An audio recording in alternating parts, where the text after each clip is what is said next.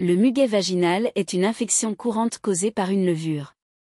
Parmi ceux-ci, 90% sont des candidats albicans et 10% des infections appartiennent à d'autres types de candidats qui peuvent ne pas causer de symptômes. Un autre nom pour le muguet vaginal est la candidose ou l'infection alvure.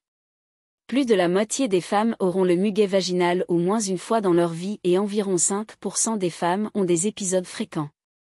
Quels en sont les symptômes ? Démangeaisons génitales, c'est le symptôme le plus courant du muguet. Les démangeaisons peuvent être particulièrement pires avant le début de vos règles. Douleurs ou brûlures dans le vagin pendant ou après les rapports sexuels. Décharge anormale peut être épaisse et blanche. Un changement de l'odeur de vos sécrétions vaginales. Rougeur et inflammation de la peau génitale externe, vulve. Douleur ou inconfort à la miction. Douleur en particulier si l'infection survient plusieurs fois et n'a pas reçu le traitement approprié. Petites taches blanches sur la paroi vaginale ou caillées dans les écoulements. Comment cette maladie est-elle diagnostiquée ?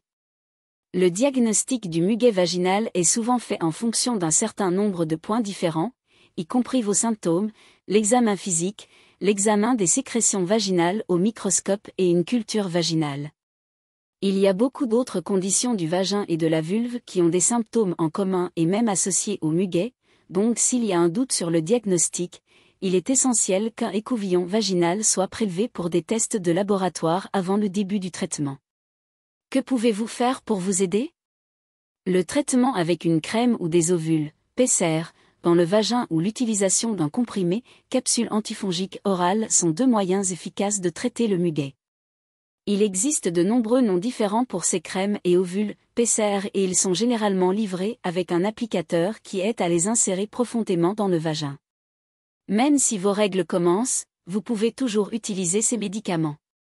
Le médicament est disponible en vente libre dans votre pharmacie locale et peut être utilisé pour traiter un épisode isolé de muguet, un épisode qui survient plus d'un an depuis l'épisode précédent. Les antibiotiques favorisent la croissance des levures en détruisant les bactéries qui peuvent les protéger, il est donc préférable de les éviter, sauf si nécessaire. Si vous êtes diabétique, un bon contrôle du taux de sucre dans le sang est utile.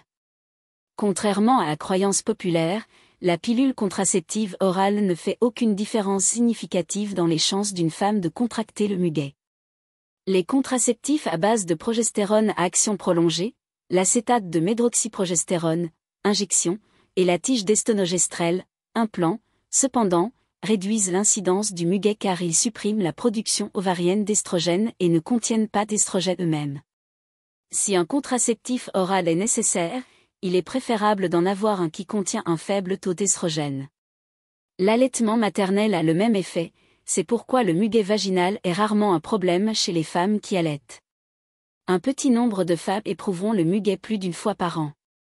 C'est ce qu'on appelle la candidose récurrente et elle est mieux gérée par un gynécologue ayant un intérêt particulier dans ce domaine. Si vous avez un muguet récurrent, vous ne devriez jamais vous soigner. Votre médecin doit prélever un écouvillon vaginal à chaque épisode de muguet pour surveiller votre état. De temps en temps, des tests doivent être effectués pour voir si le candidat est résistant au traitement utilisé. Des infections fongiques chroniques de la peau vulvaire peuvent survenir même avec des écouvillons négatifs. Les choix de traitement pour le muguet récurrent comprennent. Traitement combiné par azole oral et vaginal, cela signifie prendre des comprimés ainsi qu'utiliser des crèmes anti-candidats insérées dans le vagin moyen terme, 3 semaines de crème vaginale plus /1 ou 2 doses de traitement antifongique oral. Traitement à long terme, au moins 6 mois, avec un azole oral. Un changement de contraception à l'acétate de médroxyprogestérone, injection, ou à l'étonogestrel, tige implantable. Un changement à une dose d'estrogène plus faible pour les femmes prenant MHT. L'acide borique transformé en PCR vaginaux par un chimiste surtout si le champignon est l'un des 10% des cas qui ne sont pas liés à Candida albicans. Les antibiotiques favorisent la croissance des levures en détruisant les bactéries qui peuvent les protéger, il est donc préférable de les éviter, sauf si nécessaire. Si vous êtes diabétique, un bon contrôle du taux de sucre dans le sang est utile. Contrairement à la croyance populaire, la pilule contraceptive orale ne fait aucune différence significative dans les chances d'une femme de contracter le muguet.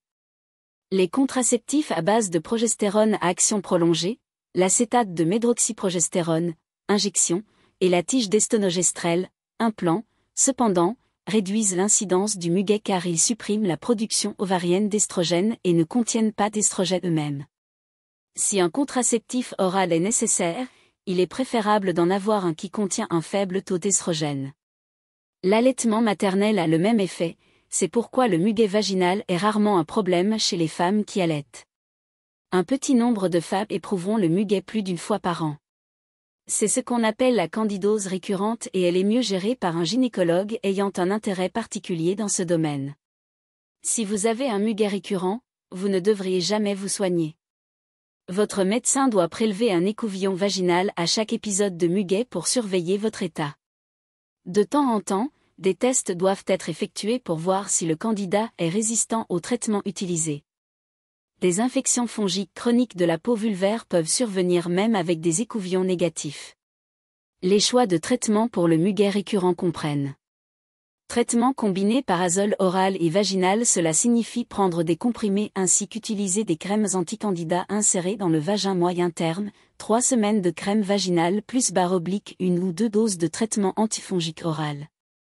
Traitement à long terme, au moins 6 mois, avec un azole oral.